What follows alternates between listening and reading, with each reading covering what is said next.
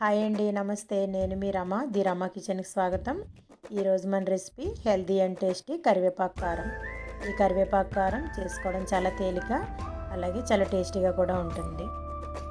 కరివేపాకు కారం చేసుకునేటప్పుడు ముందుగా మనం కరివేపాకును శుభ్రంగా కడిగి తడి లేకుండా ఆరబెట్టి పక్కన పెట్టుకోవాలి. ఎండలో కాదు, నీడలో ఆరబెట్టుకోవాలండి. ఇక్కడ ధనియాలు నేను 150 గ్రామ్స్ వరకు తీసుకున్నాను.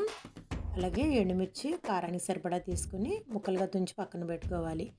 సుమారుగా 8 నుంచి 10 వరకు వెల్లుల్లి రేఖలు, పొట్టు తీయ అవసరం లేదు. 2 స్పూన్ల వరకు శనగపప్పు, మినపప్పు, కొంచెంగా జీలకర్ర.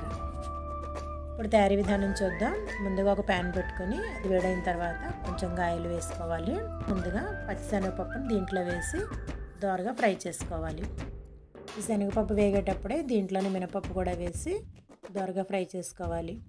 ఇవి రెండు ఇలా వేగుతూ ఉండగా మనం తీసుకున్నటువంటి ధనియాలు కూడా ఇందులో యాడ్ చేసి మంట సిమ్లోనే ఉంచి ఫ్రై చేసుకోవాలి. ధనియాలు కాస్త వేగిన తర్వాత మనం తుంచి పెట్టుకున్నటువంటి ఎండుమిర్చి ముక్కలను దీంట్లో వేసి వేయించుకోవాలి. ఎండుమిర్చి వేసిన తర్వాత అది కూడా వేగాక మనం తీసుకున్నటువంటి జీలకర్రను కూడా ఇందులో వేసి మరి కొంచెం ఫ్రై చేసుకోవాలి.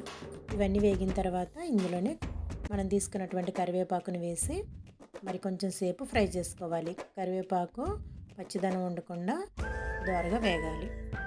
కరివేపాకు వేగిన తర్వాత దీంట్లో కొంచెంగా చింతపండు కూడా వేస్తే బాగుంటుందండి. ఇక్కడ చింతపండు అనేది ఆప్షనల్ అండి. ఒకవేళ వద్దనుకుంటే దీన్ని స్కిప్ చేసేయచ్చు, కానీ వేస్తే మాత్రం టేస్ట్ అనేది బాగుంటుంది కరివేపాకు కారం. ఇవన్నీ ఇలా వేగిన తర్వాత దీంట్లో కొంచెంగా వెల్లుల్లి రేఖలు తీసుకున్నాం కదా మనం, వాటిని కూడా ఇందులో యాడ్ చేసుకోవాలి. వేసుకొని వీటన్నిటిని బాగా చల్లారనిచ్చి మిక్సీలో గ్రైండ్ చేసుకోవాలి. దీంట్లో కొంచెంగా పసుపు వేసుకోవాలి. అలాగే మన టేస్ట్కి సరిపడా సాల్ట్ కూడా యాడ్ చేసుకోవాలి.